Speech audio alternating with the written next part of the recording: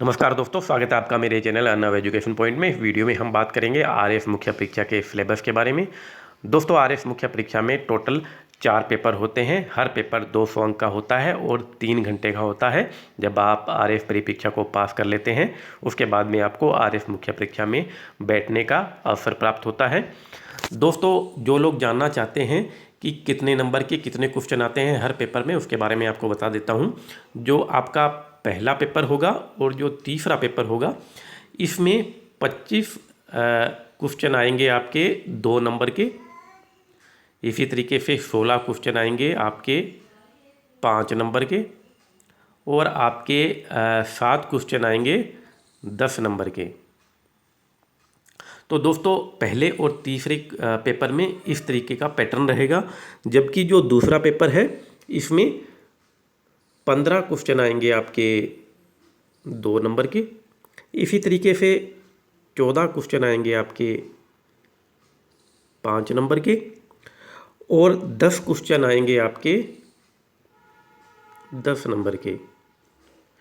तो दोस्तों, ये आपका पैटर्न रहेगा कि क्वेश्चन किस तरीके से आने वाले हैं आरएफ मुख्य परीक्षा में। जो चौथा पेपर है सामान्य हिंदी और सामान्य अंग्रेजी का, इसमें 120 नंबर हिंदी से संबंधित रहेंगे और 80 नंबर सामान्य अंग्रेजी से संबंधित रहेंगे। इसको भी 3 पार्ट्स में बांटा गया है, पार्ट ए, पार्ट बी और पार्ट सी में। पार्ट ए में 70 मार्क्स के क्वेश्चन आते हैं और पार्ट बी में 80 नंबर के क्वेश्चन आएंगे और पार्ट सी में 50 नंबर के क्वेश्चन आएंगे। अब दोस्तों, हम बात कर लेते हैं सिलेबस के बारे में। सबसे पहले बात करते हैं जो पहला पेपर होगा उसके सिलेबस के बारे में। इसमें इतिहास से संबंधित प्रश्न पूछे जाएंगे। दोस्तों, जो पहला पेपर है उसको भी कई यूनिट्स में बांटा गया है। इसकी पहली जो यूनिट है उसमें इतिहास से संबंधित प्रश्न पूछे जाएंगे। और इतिहास, सबसे पहले तो राजस्थान का इतिहास, कला, संस्कृति और साहित्य, परंपरा, धरोहर इत्यादि से संबंधित, जो कि आपको राजस्थान से संबंधित पुस्तकें हैं उसमें मिल जाएंगे। इसके अलावा भारतीय इतिहास और संस्कृति यानी कल्चर से संबंधित प्रश्न पूछे जाएंगे। आधुनिक विश्व का इतिहास पूछा जाएगा 1950 ईस्वी तक का, लेकिन आधुनिक जो विश्व का इतिहास है यानी मॉडर्न जो वर्ल्ड हिस्ट्री है, उसमें भी पुनर्जागरण और धर्म सुधार, प्रबोधन व औद्योगिक क्रांति, एशिया और अफ्रीका में साम्राज्यवाद और उपनिवेशवाद, विश्व युद्धों का प्रभाव। सिर्फ यही टॉपिक के प्रश्न आपको तैयार करने हैं। बहुत छोटा सा टॉपिक है। अब बात करते हैं हम सेकंड यूनिट के बारे में, पहले पेपर की सेकंड यूनिट के बारे में। इसमें आपके इकोनॉमिक्स से संबंधित प्रश्न पूछे जाएंगे। इसमें इंडियन इकोनॉमी से रिलेटेड प्रश्न पूछे जाएंगे। इसके अलावा वर्ल्ड इकोनॉमी से संबंधित प्रश्न पूछे जाएंगे। राजस्थान की इकोनॉमी से संबंधित प्रश्न पूछे जाएंगे।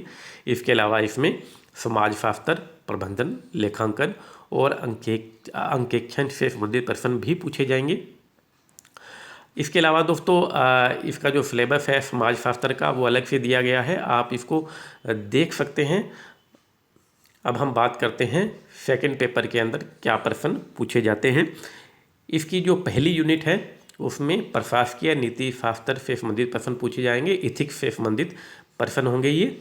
इसके अंदर जो मुख्य रूप से जो पूछे जाते हैं वो गांधी जी का जो नीति शास्त्र है उससे संबंधित। इसके अलावा भारत और विश्व के नैतिक चिंतक जो होते हैं या दार्शनिक जो हैं उनके बारे में आपको पढ़ना पड़ेगा। तनाव प्रबंधन के बारे में पढ़ना पड़ेगा। तनाव प्रबंधन कई जगह पे आएगा। इसके अलावा दोस्तों, ये अगला जो यूनिट है वो है सामान्य विज्ञान और तकनीकी, साइंस एंड टेक्नोलॉजी है, उससे संबंधित प्रश्न आपको तैयार करने पड़ेंगे। एनसीईआरटी से आप ये प्रश्न तैयार कीजिएगा। बहुत इंपॉर्टेंट है दोस्तों। यहाँ पर अगर आपको नंबर बनाने बहुत ज़रूरी होते हैं, क्योंकि बाकी सब जगह पे एक सामान्य विद्यार्थी नंबर बना लेता है। ये एक ऐसा यूनिट है जहाँ पर नंबर बनाने बहुत मुश्किल काम होते हैं।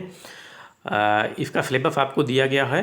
इसके अंदर जनरल साइंस है उसको वो भी है और टेक्नोलॉजी से संबंधित प्रश्न भी आते हैं।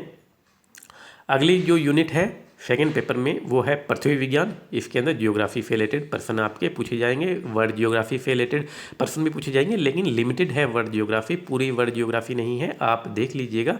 इसके अलावा भारत से संबंधित जो भारत की जियोग्राफी है वो भी लिमिटेड है, ज़्यादा नहीं है।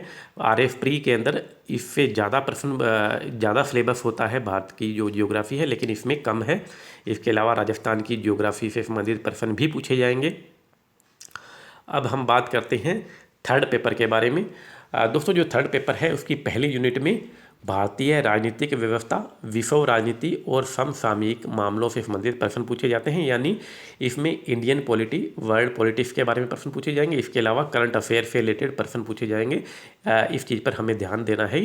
जो क्वेश्चन जो पेपर नंबर 3 है उसमें करंट अफेयर पूछा जाएगा, कई बार हमें ध्यान नहीं रहता है। नेक्स्ट है जो सेकेंड यूनिट है उसमें लोक प्रशासन यानी पब्लिक एडमिनिस्ट्रेशन से संबंधित प्रश्न पूछे जाएंगे।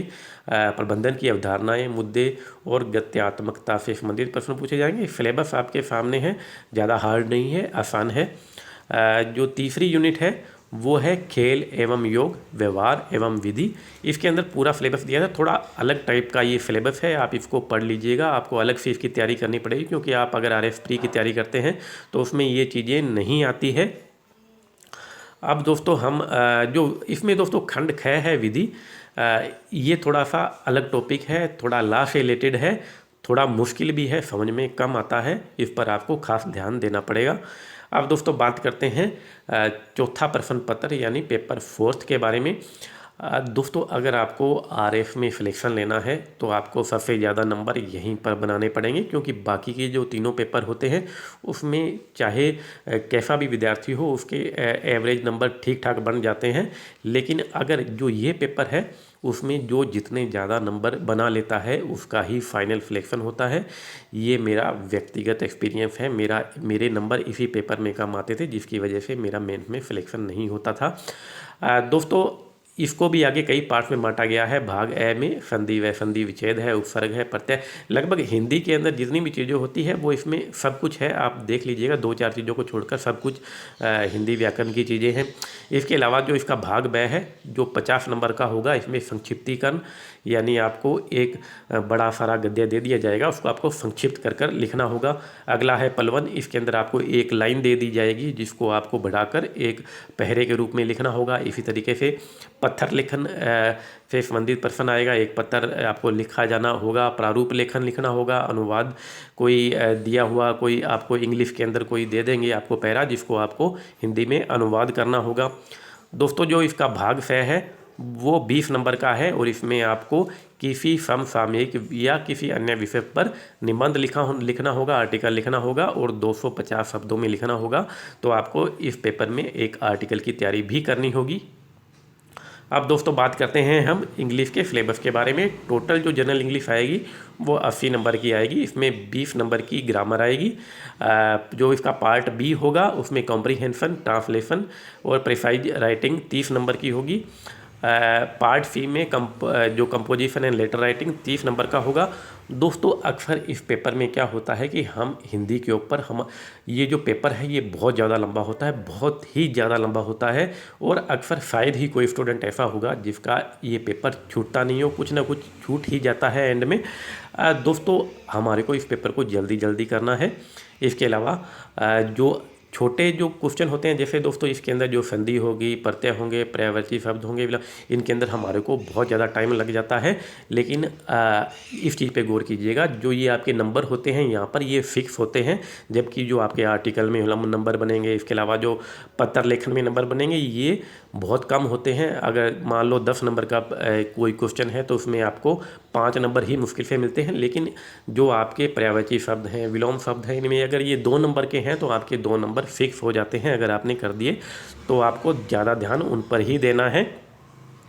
तो दोस्तों ये है RF मुख्य परीक्षा का सिलेबस। वीडियो आपको अच्छा लगा होगा, अगर अच्छा लगा है तो इसे लाइक कीजिए, शेयर कीजिए और मेरे चैनल को सब्सक्राइब कीजिए।